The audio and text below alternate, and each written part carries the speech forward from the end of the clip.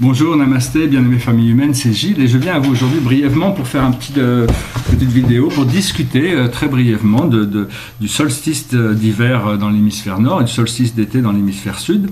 C'est un moment très très important, le plus important de tous les engagements par rapport aux lignes temporelles, par rapport aux énergies cosmiques qui viennent à nous.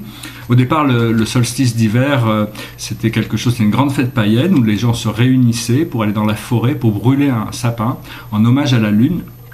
Mais à un moment donné, le Vatican a voulu récupérer toutes ces populations païennes et ont décidé de mettre la naissance du Christ, car il est né le 21 août, ils ont décidé de le mettre le 24 décembre, et donc ce qui arrangeait bien dans un sens les forces célestes, parce que c'est le moment le plus puissant de l'année, et la naissance du Christ, c'est l'éveil de l'amour, la naissance de la divinité, c'est vraiment un moment très important, et donc c'est quelque chose de très puissant. Donc c'est vraiment des fêtes qui sont très tout le monde, qui a beaucoup d'impact dans la société, mais qui aussi a un impact au niveau intérieur.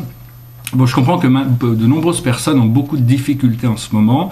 Je reçois beaucoup de messages, des gens qui expriment leurs difficultés. Je pense passer à travers beaucoup de karma, mais c'est des choses qui sont absolument naturelles. On est en train de passer par des turbulences cosmiques qui sont très puissantes afin de libérer cette sorte des eaux troubles cosmiques qui font qu'on est tous obligés de passer par là. Il faut essayer de ne pas résister, d'être patient. C'est de la négativité qui a besoin d'être libérée pour savoir ce qu'on veut amener avec nous dans 2016 et ce qu'on veut laisser derrière nous.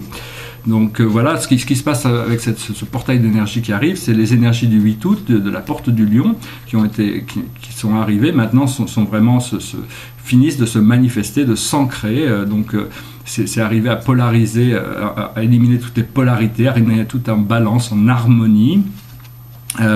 Pour éliminer toutes les illusions, si possible avec amour et gratitude, laisser partir nos illusions pour laisser la place à quelque chose de mieux.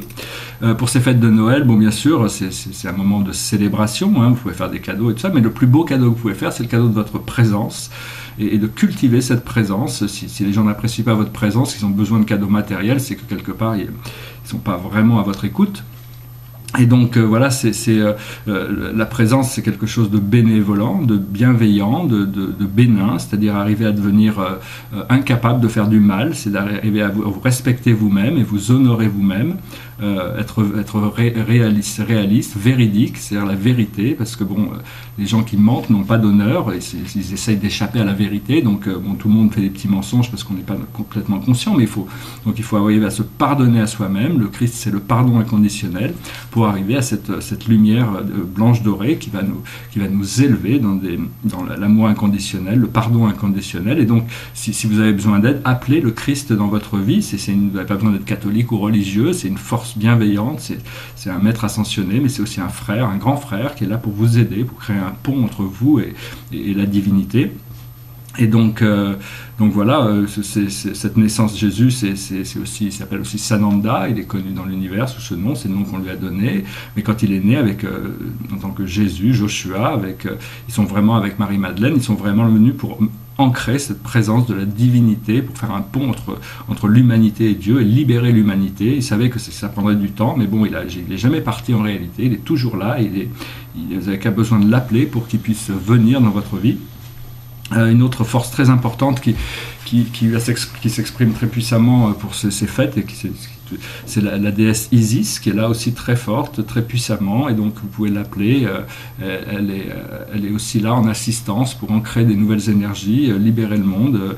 Et donc tous les maîtres ascensionnés sont là pour vous assister, pour vous aider. Vous avez qu'à les appeler, ceux que vous sentez confortables, ceux que vous connaissez. Et ils vous assisteront pour le mieux par rapport à vos plans de vie.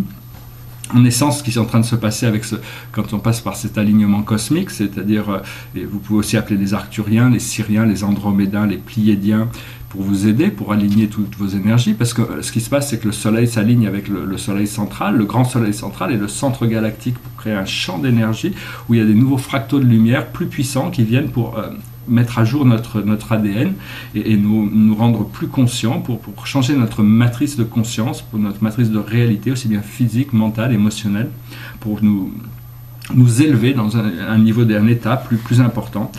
Donc voilà, donc pour ces fêtes de fin d'année, c'est vraiment Ce qu'il faut, c'est ça, apprendre à se relaxer, se détendre, profiter au maximum pour se préparer pour la nouvelle année.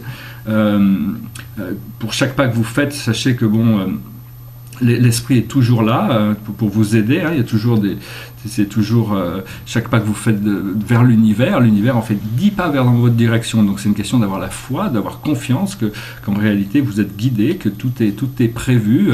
On a fait tous des plans d'âme. C'est un petit peu comme si on avait écrit toute notre vie au crayon avant de venir ici. Et maintenant, on voit cette ligne qui se dessine, mais on ne veut pas forcément effacer, gommer, changer les choses. Il y a des petites choses qu'on peut changer, mais il vaut mieux essayer de rester quand même connecté à son plan de vie.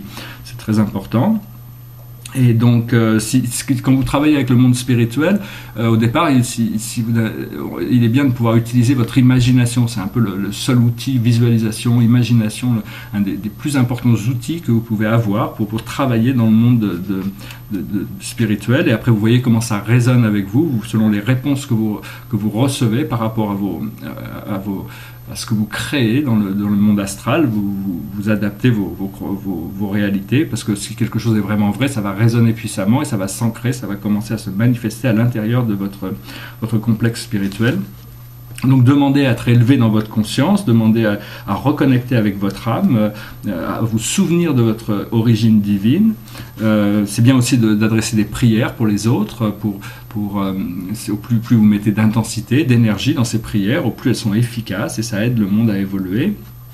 Parce que toutes les énergies fonctionnent en cercle et donc ces énergies, c'est un peu comme des boomerangs, tout ce qu'on envoie, on le reçoit. Donc il faut savoir qu'il faut arriver à être un peu discipliné dans nos pensées pour arriver à éliminer les pensées subconscientes qui sont négatives. Donc pour faire ça, il faut respirer, invoquer la présence de Dieu, la présence de l'esprit en vous, et votre esprit s'éclaircit, faites des mantras aussi, ça peut être utile.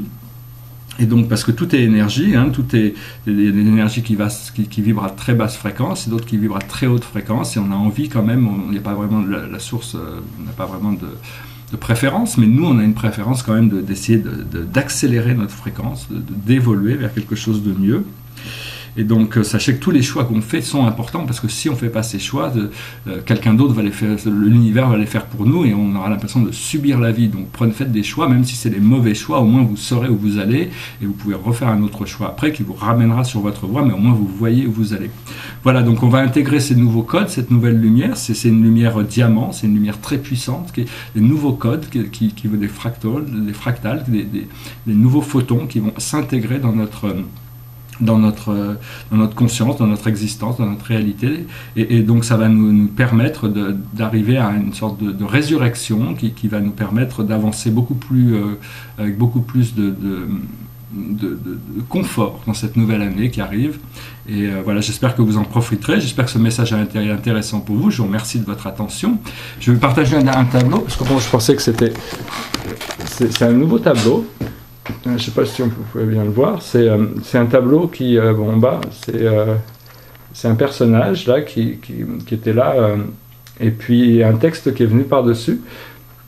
C'est une invocation, c'est un texte en anglais, mais qui est une invocation du livre des runes, et qui dit « Dieu à l'intérieur de moi et Dieu à l'extérieur de moi. Comment puis-je encore avoir des doutes? Il n'y a aucun endroit où je puisse aller et ne pas voir le visage de Dieu. Ne pas savoir que je suis la vision de Dieu et l'oreille de Dieu. Et donc, à travers la récolte de mes années, je suis le cousu et le couseur. Dieu, l'être de Dieu qui se déploie et la propriété de Dieu. Voilà, c'est un très beau texte qui vient du livre des runes, un livre de l'Europe du Nord. J'avais fait un tableau magnifique en 1989, mais il est perdu ou volé, je ne sais pas, et ce texte me passait par la tête, et donc je me suis dit qu'il fallait que je le réintègre dans un tableau. Voilà, j'espère que vous trouverez tout ça intéressant. Je vous souhaite une excellente journée, et puis je vous dis à très bientôt. Namaskar.